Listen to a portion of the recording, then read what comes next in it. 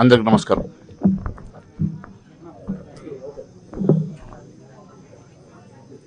నిన్న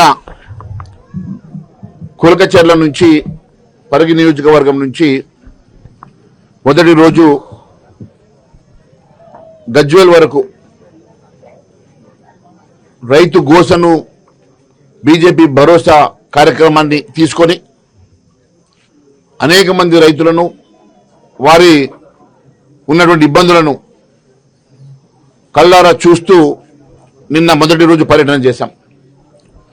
దాడి పొడుగా కిలోమీటర్ల కొద్ది ధాన్యాన్ని పోసుకొని రైతులు కాపలా కాస్తా ఉంటే ఎందుకోసమని గత 45 రోజుల నుంచి ప్రభుత్వానికి కనబడతలేదో మాకు అర్థం కావడం లేదు. ఒకవైపు రైతు పండించినటువంటి పంట అమ్ముకోలేని దుస్థితిలో రైతు కుప్పల మీద ప్రాణాలు వదులుతుంటే కూడా ఈ రాష్ట్ర ప్రభుత్వం పట్టించుకోవడం లేదు. ఏ రైతు ఓట్లతో అధికారంలోకి వచ్చిందో, ఏ రైతులకు రైతు డిక్లరేషన్ పేరు మీద వరంగల్లో డిక్లరేషన్ ఇచ్చి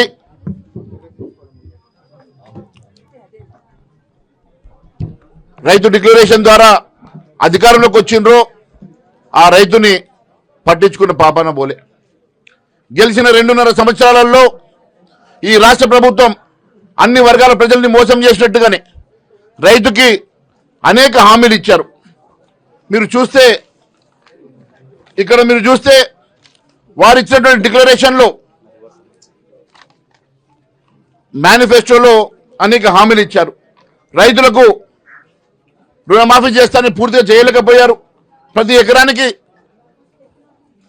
15,000 రూపాయలు సంవత్సరానికి ఇస్తామని మరి 2 దఫాలుగా ఎగ్గొట్టారు. కౌలు రైతులకు ఆర్థిక సాయం పేరు మీద మోసం చేసి ఇప్పటి వరకు వాళ్ళని పట్టించుకున్న పాపాన పోలే. భూమి లేని వ్యవసాయ కూలీలకు 12,000 రూపాయలు ప్రతి సంవత్సరం ఇస్తామని మోసం చేసిండ్రు. అన్ని పంటలకు మద్దతు ధర ఇస్తామని మోసం చేసిండ్రు. ధాన్యం కొనుగోలులో అదనపు బోనస్ ఇస్తామని మోసం చేసిండ్రు.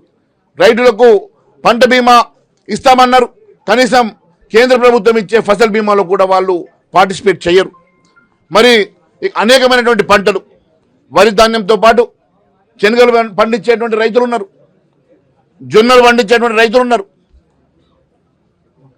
మక్కలు పండించేటువంటి రైతులు ఉన్నారు, సన్ఫ్లవర్ పండించేటువంటి రైతులు ఉన్నారు. ఇప్పుడే 10 నిమిషాల ముందు నాకు ఇన్ఫర్మేషన్ వచ్చింది. మక్కల కొనుగోలు ఇంకా పూర్తి కాకముందే మక్కల కాంటా రాత్రి 12 గంటలకు క్లోజ్ చేసిండ్రు. రేపటి నుంచి మక్కల కాంటాలు ఉండవని చెప్పి కలెక్టర్లకు ఆదేశాలు ఇస్తే కలెక్టర్లు ఇప్పుడు మక్క పంటను కొనుగోలు చేయవద్దని చెప్పి అధికారులకు చెప్తే రైతులు కళ్ళాలలో బాధపడతా ఉన్నారు. అదే మాదిరిగా వరిని కూడా నిన్న ముఖ్యమంత్రి స్వయంగా 80% పూర్తయిందని చెప్పిండంటే ఈ వారం రోజుల లోపల వరి ధాన్యం కూడా ఎక్కడ ఆపేస్తారో అన్న భయం ఉన్నది. ఎందుకంటే ముఖ్యమంత్రి స్వయంగా చెప్తున్నాడు 80% వరి ధాన్యం కొనుగోలైందని. ముఖ్యమంత్రికి సిగ్గుంటే ఒక్కసారి కళ్ళాలలోకి వెళ్ళి ఈ ప్రాంతంలో ఉన్నటువంటి రైతు బాధలు తెలుసుకోవాలా. ఈ కళ్ళలో పడున్నటువంటి, రోడ్ల పుంట పడున్నటువంటి ధాన్యాన్ని ఒకసారి చూడాలని కోరుతా ఉన్నాం. ఈరోజు ఏ అధికారి నీకు చెప్పిండో ఆ అధికారి నా దగ్గర పంపించండి. ఈ రాష్ట్రంలో 141 లక్షల మెట్రిక్ టన్నుల వరి ధాన్యం పండితే 90 లక్షల మెట్రిక్ టన్నుల వరి ధాన్యం కొనుగోలు చేస్తానని చెప్పి ప్రకటించారు కదా. మరి ఇప్పటి వరకు మీరే చెప్తా ఉన్నారు నిన్నటి స్టేట్మెంట్ లో 45 మెట్రిక్ టన్నుల వరి ధాన్యం కొనుగోలు చేశాం, 80% చేశామని. మరి 141 లక్షల మెట్రిక్ టన్నులో 45 లక్షల మెట్రిక్ టన్ను ఎంత శాతం అవుతుంది ముఖ్యమంత్రి గారు? అది 30% కూడా కాదు. మరి ఏ రకంగా 80% అంటే కేవలం వర్షాలు వస్తున్నాయి కదా, ఈ వర్షాలు వస్తే వరి ధాన్యం తడిసిపోతే దాన్ని అడ్డం పెట్టుకొని మళ్ళీ వరి ధాన్యం కొనుగోలు ఆపేయాలని ప్రయత్నం చేస్తున్నారా? లేకుంటే రైతులు భయపడి దళార్లకు అమ్ముకోవాలని చెప్పేసి మీరు ఆలోచన చేస్తున్నారా? దీనికి సమాధానం చెప్పాలని కోరుతా ఉన్నాను. అంతేకాదు మీ ప్రతి కళ్ళంలో, ప్రతి కాంటాలో, ప్రతి సెంటర్లో మీరు బస్తాకి 4 కిలోల చొప్పున దాదాపుగా క్వింటాలకి 10%, 10 కిలోలు అంటే 10% చొప్పున మీరు కట్ చేస్తున్నటువంటి, అధికంగా జోకుతున్నటువంటి ఒడ్లు ఎవరి ఖాతాలకు పోతున్నాయని అడుగుతా ఉన్నాం. మీరు 90 లక్షల మెట్రిక్ టన్నులు కొనుగోలు చేస్తే 10% అంటే ఇప్పుడే మిత్రులు చెప్పినట్టు 9 లక్షల మెట్రిక్ టన్నుల ధాన్యం అధికంగా జోక్తా ఉన్నారు. అధికంగా జోక్తున్నటువంటి ధాన్యం ఎవరి జేబులకు పోతున్నది అంటే 9 లక్షల మెట్రిక్ టన్నులు అంటే ఇప్పుడున్నటువంటి మద్దతు ధర ప్రకారం 2160 కోట్ల రూపాయలు.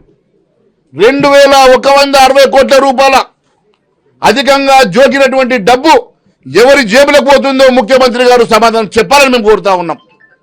ఈరోజు ఒకవైపు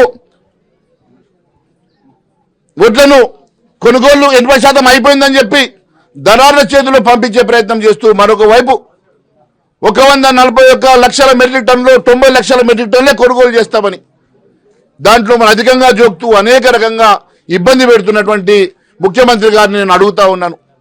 ఎందుకోసమని ఈరోజు మక్కల కొనుగోలు బంద్ పెట్టినావు? ఎందుకోసమని జొన్నల కొనుగోలు మొదలు పెడతలేవు? ఎందుకోసం అని చెప్పి సన్ఫ్లవర్ని ఈరోజు కేవలం 10% కూడా కొనుగోలు చేయలేకపోతా ఉన్నావు?